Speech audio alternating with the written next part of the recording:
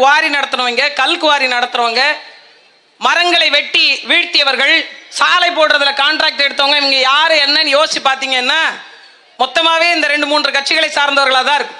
நீங்கள் யாருக்கு வாக்கு செலுத்தி வெல்ல வைத்தீர்களோ காவிரி நதி நீரை மீட்டுக் கொடுங்க என்றெல்லாம் ஒவ்வொரு மாவட்டங்களில் என்னென்ன வளம் சார்ந்த நிலம் சார்ந்த பிரச்சனைகள் இருக்கோ போராடி கொண்டிருக்கு.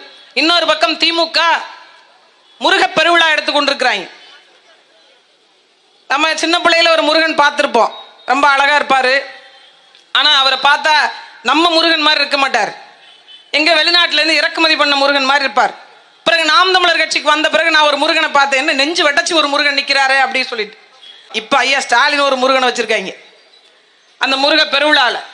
அது தெற்கையும் இல்லாம வடக்கையும் இல்லாம ஏதோ ஒரு ஆங்கிள் இருக்கு. இது இந்த முருகனா அல்லது அந்த முருகனா, அதாவது பாதி நாம் தமிழர் கட்சி பிரிண்ட் எடுத்து பாதி அந்த எக்ஸ் முருகனை வச்சு ஒரு கோஆபரேட் பண்ணி வச்சிருக்காங்க.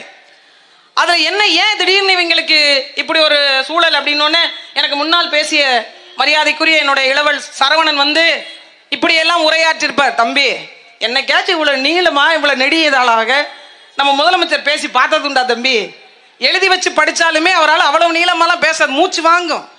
அவ்வளவு நீளமா அவ்வளவு அடுக்குமுறையெல்லாம் பேச முடியாது. என்ன காரணம்னா, எதுக்கு இந்த முருக பெருவிழா? இவர்கள் தான் பகுத்தறிவு கூட்டம் என்றார்கள், இவர்கள் தான் கடவுள் மறுப்பு பேசினார்கள், இவருக்காக இந்த விழா நடத்துறாங்க. ஏன்னா 100 விழுக்காடு இந்து என்று பாரதிய ஜனதா கட்சி தன்னை சொன்னியது. நாங்க 90 விழுக்காடு இந்து இருக்கிறோம் ஐயா ஸ்டாலின் சொல்லிட்டார். அதை நிறைவேற்றுகின்ற விதமாக அந்த பஞ்சாமிர்த கம்பெனியோட ஏதோ கான்ட்ராக்ட் பேசிவிட்டு வந்த 2000 பேருக்கு பஞ்சாமிர்தம் தரேன்னு சொன்னாங்கல்ல, அவங்கள்ட்ட ஏதோ கான்ட்ராக்ட் பேசிட்டு அந்த தீபம் விளக்கெண்ணையோட ஒரு கான்ட்ராக்ட் பேசிட்டு மொத்தமாக எல்லாம் கான்ட்ராக்ட் தான் முருகனுக்கே முடிச்சு விட்டாங்க. நாங்க என்ன சொல்றோம், அப்படியே தஞ்சாவூருக்கு வாங்க, முருக பெருவிழா எடுத்த மாதிரி இங்க பெருவுடையார் பெருவிழா ஒன்று எடுத்து விட்டு போங்களேன். அப்படியே டைரக்டா போயிட்டு சிவனை தரிசனம் பண்ணிட்டு ரிட்டர்ன் வந்துருங்க. அமெரிக்காலாம் போறீங்க, இந்த பெருவுடையார் கோயிலுக்கு வரப்படாதா சாமி? என்ன அவ்வளவு என்ன பிரச்சனை? இது ஒரு பக்கம். உங்களுக்கு தெரியுமா, 600க்கும் மேற்பட்ட நாட்கள் 625வது நாள் போராட்டத்தில் நான் போய் கலந்து கொண்டேன். ஒரு விவசாய பெருங்குடி மக்கள், உலகத்துக்கெல்லாம் உணவளித்த விவசாயி, இந்த திருமண்டாங்குடி சக்கர ஆலைய அக்கா கனிமொழி அவர்கள், நான் வேற அந்த ஆலை வந்து அக்கா கனிமொழி அவர்களுடைய பினாமி தான் நடத்தி கொண்டிருக்கிறார், அது அவருடைய ஆலை தான் பேசியிருந்தேன். தேர்தல் நேரத்தில் என் மீது தேர்தல் ஆணையத்தில் போய் மரியாதைக்குரிய கனிமொழி அவர்கள் வழக்கு தொடுக்கல, அவரோட தோழியை வச்சு வழக்கு தொடுக்க சொன்னாங்க. இப்பதான் தகவல் வந்திருக்கு, அண்ணன் KN நேருவும் அதுல ஜாயின்ட் ஆயிருக்கிறாரு, சேர்த்தே போடுங்க, சந்திச்சிருவோம் வழக்க. இப்ப நாங்க என்ன சொல்றோம், ஆதாரத்தை நான் கொடுத்து விடுகிறேன், இது உங்களுக்கு சொந்தமானது தான் அப்படின்னு கொடுத்து 1500 கோடி சொத்துங்க, அரசினுடைய 1500 கோடி ஒரு சர்க்கரை ஆலை. அந்த சர்க்கரை ஆலையை வெறும் 83 கோடி ரூபாய், அது 5 தவணை. எனக்கு காசே இல்லை பாருங்க, அவங்ககிட்ட காசே இல்லை, 5 தவணையா அந்த 83 கோடி ரூபாய் நான் கட்டுறேன்னு சொல்லிட்டு 1500 கோடி ரூபாய் ஆட்டையை போட்டு ஒரு சக்கர ஆலையை சாராய ஆலையாக மாத்தி வச்சிருக்கிறார் அக்கா கனிமொழி அவர்கள். That is Dravida model. அந்த கட்சிக்கு வாக்கு செலுத்தி விட்டு டாஸ்மார்க்க மூடுங்கன்னா எப்படிங்க மூடுவாங்க? இவர்கள் தான் இந்த நிலத்தை பாதுகாக்க வந்தவர்களா? 625 நாட்களுக்கு மேல போராடியும் அந்த மக்களுக்கு இதுவரை விடிவு காலம் பிறக்கல. இன்னொரு பக்கம் இந்த செல்லாகாசுன்னு சொன்னாங்கல்ல, 100 ரூபாய் நாணயம், அவரை கொண்டாந்து ராஜ்நாத் சிங் உட்கார வச்சு 2 பேரும் பேசிக்கிறாங்க. என்ன பேசிக்கிறாங்க தெரியுமா? எனக்கு வெளியில இருந்து பார்க்கும்போது ஒரு வடிவேல் காமெடி தோணுச்சு.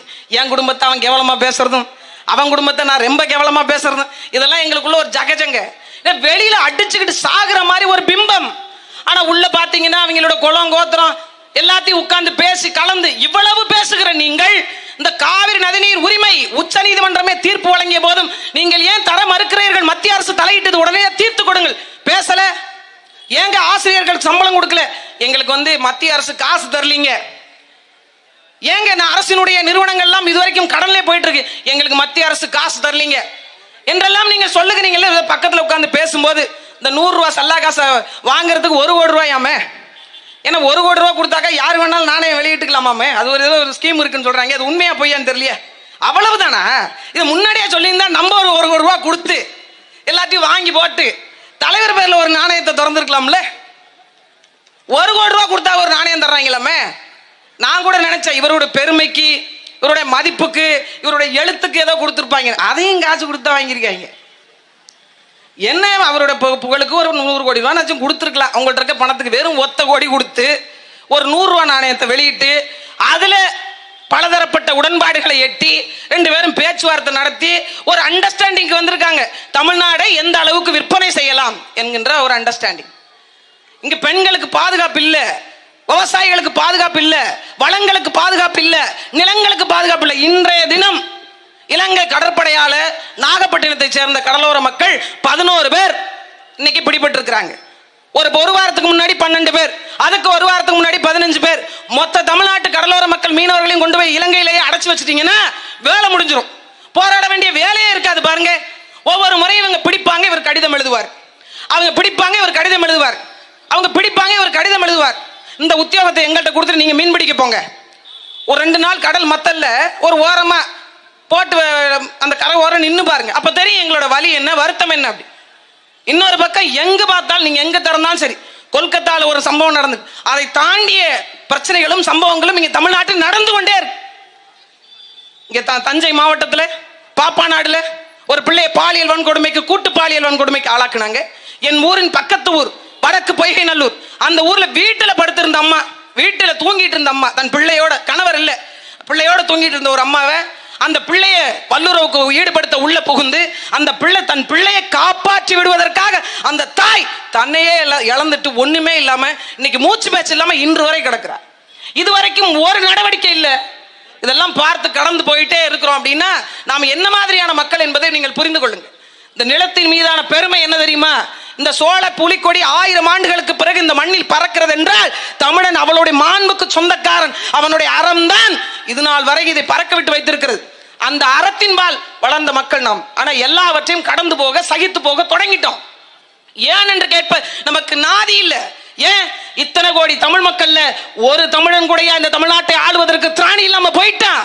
யார் எவர்கள் என்னவென்றே தெரியாம வாக்கு செலுத்தி வந்தவன் போனவன் எல்லாம் ஆட்சி அதிகாரத்தில் அமர வச்சிங்க. எல்லாருக்கும் சாதி பெருமை பேசுறீங்க. நான் இந்த சாதி, நீங்கள் அந்த சாதி என்று. உங்கள் சாதிக்காரரா, உங்கள் மதத்துக்காரரா உங்கள் தலைவராக இருக்கிறார்? என்னைக்கா செஞ்சுட்டு பார்த்தோமா? தன் இன்னத்தினுடைய தலைவன் யார் என்றே அறியாத கூட்டம் எப்படிப்பட்ட கூட்டம் என்று பாருங்க. அதனால ஒட்டுமொத்தமாக தமிழ்நாட்டுடைய மக்கள், விவசாய பெருங்குடி மக்கள் இந்த நிலத்தை பாதுகாப்பதற்கு அந்த போராட்டக்காரர்கள் நிற்கும் போது யார் ஒருவரும் வந்து நிக்கலங்க. நாம் தமிழர் கட்சி மட்டும்தான் போய் நின்னுச்சு. போராடுகின்ற இடமெல்லாம் நாம் தமிழர் கட்சி தேவை. ஆனால் வாக்கு செலுத்தி வெல்ல வைக்க வேற யாருக்கும் நீங்க வாக்கு செலுத்தி வெல்ல வைக்கிறீங்க. ஒரு முறை வாய்ப்பு கொடுங்க. இவர்கள் அதிகாரம் எப்படி இருக்கும் என்று பாருங்கள். எளிய மக்களுக்கான அரசியல் புரட்சியாக நாம் தமிழர் கட்சி ஒரு மிகப்பெரிய மாற்றத்திற்கான முன்னெடுப்பை எடுத்துக்கொண்டிருக்கிறது.